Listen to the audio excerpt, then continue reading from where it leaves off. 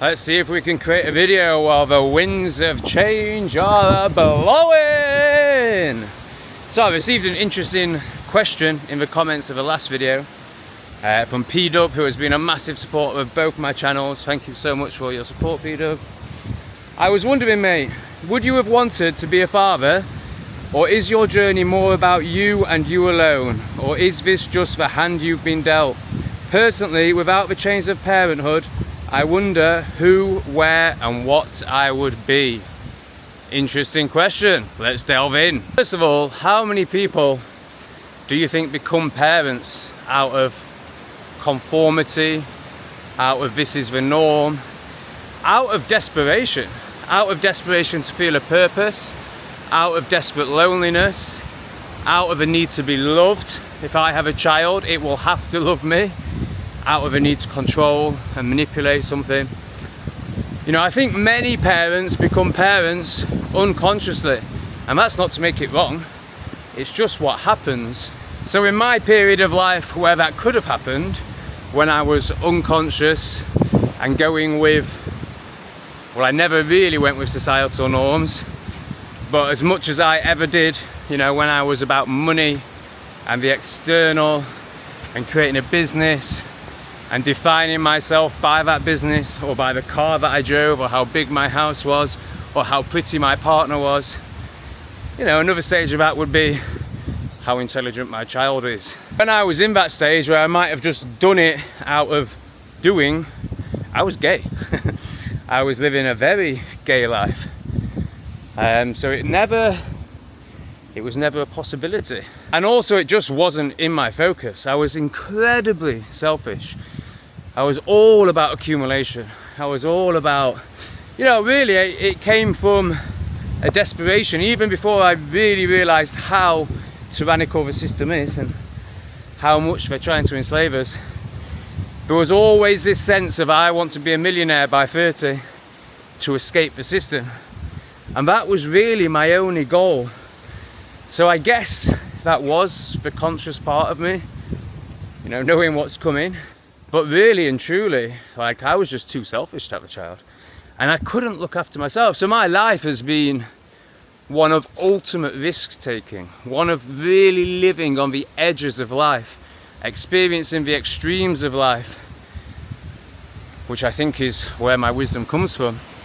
Obviously I wasn't conscious of that at the time. I was just taking lots of drugs or having lots of sex, or, you know, I went to Africa when I was 18, travelled from Kenya to Cape Town, stuff like that, like just spur of the moment, like I'm doing this crazy thing that no one does. And then that showed in my businesses as well. The businesses I created, they were all like firsts. Sheffield's first dog creche, an incredible house that I sold to a Premiership footballer, and then this incredible spiritual centre. Like, I was just always interested in being on the edge, and having a child didn't really fit in with that. And then I also didn't fall into, I'm going to call it the trap, I'm not saying it necessarily is, certainly not for everyone, but you know, the trap of a heterosexual relationship where you follow the path of, first of all you get a dog, and then 5 years later you have a child, before you even know who you are, before you and your partner have realised you're in a co-addiction and hate each other and have just come together through your distorted, broken parts.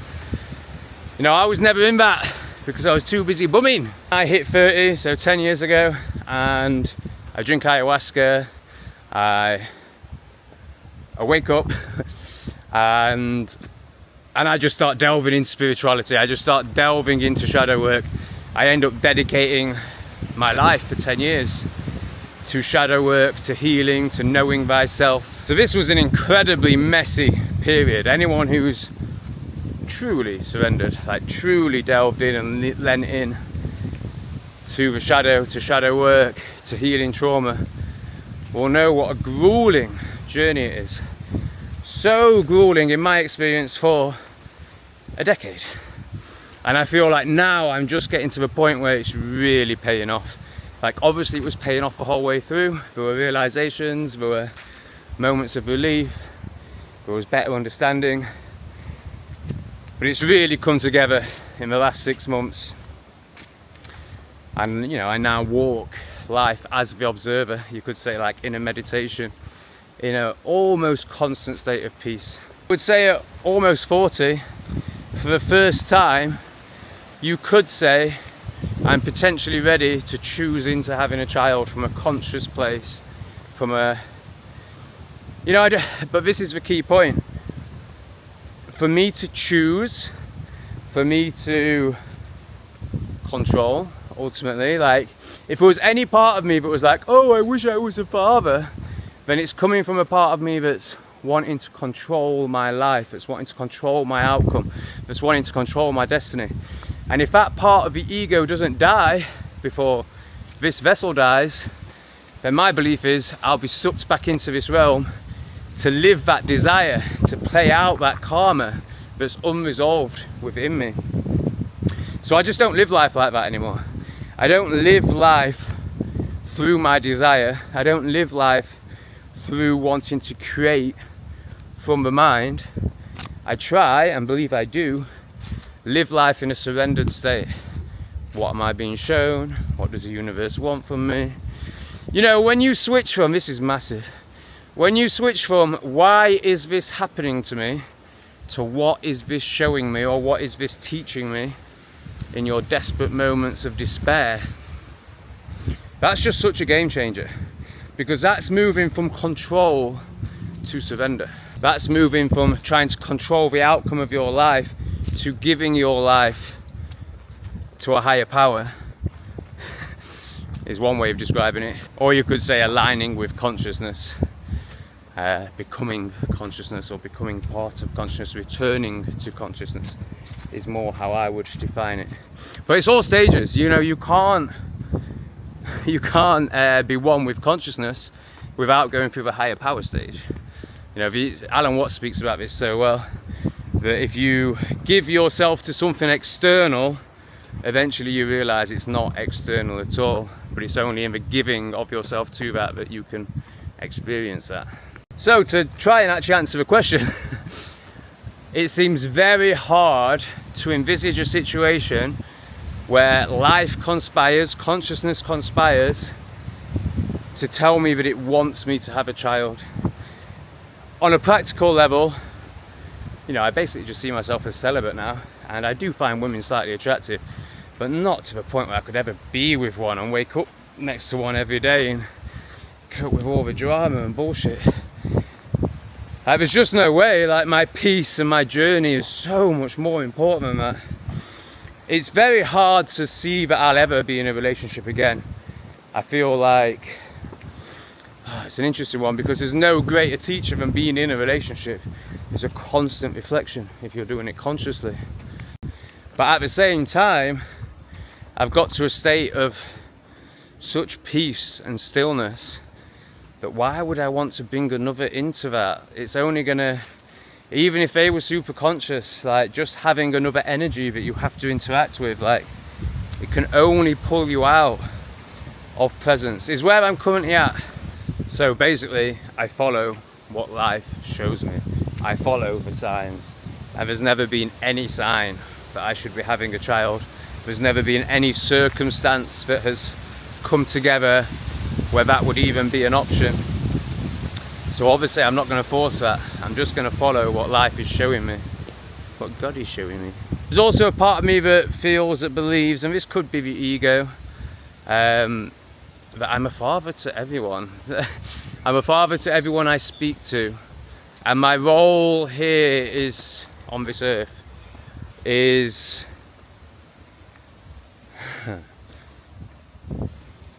to father people, essentially. But it's to, you know, it's to help people with their consciousness journey. It's to fully be there with the love and the compassion and the penetrative energy that a father in the masculine would have. And I can hold that space for people, and amazing things can happen for people in that space. And it feels like that's my fathering energy. And to myself, fathering my inner child, that's been a huge journey. So it feels like all that fathering energy is taken up as as a teacher, I guess. You know, it's hard for me to use that word, like I feel like it's really egoic, but that is what is unfolding, and it's what I need to start acknowledging. You know, I need to start having enough self-worth and self-love to be like, oh, okay, yeah, this is what I am, and this is what I'm here to do. And it's like, if I was to focus that on a child, then the greater masses may not have that energy.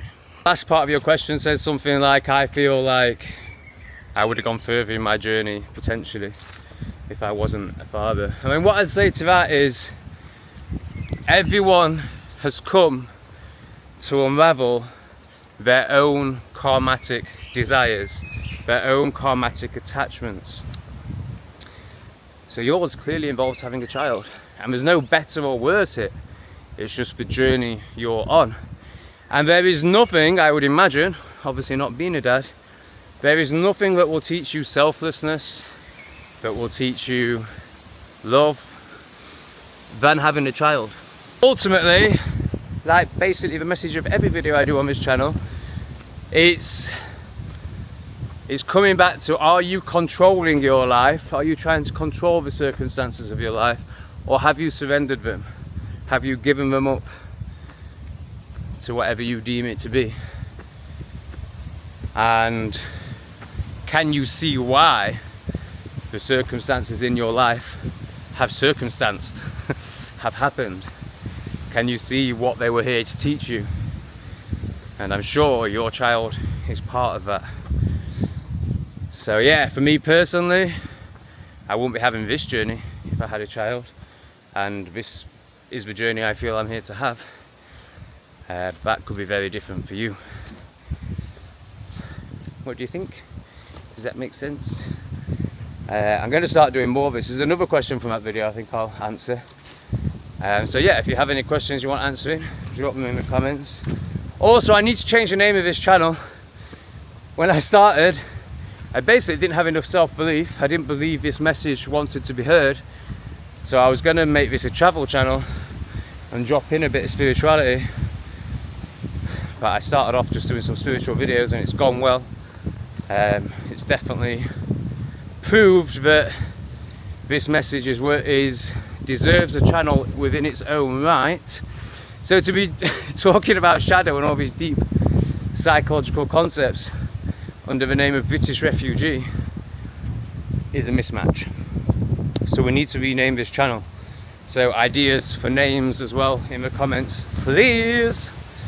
Like and subscribe. Big love.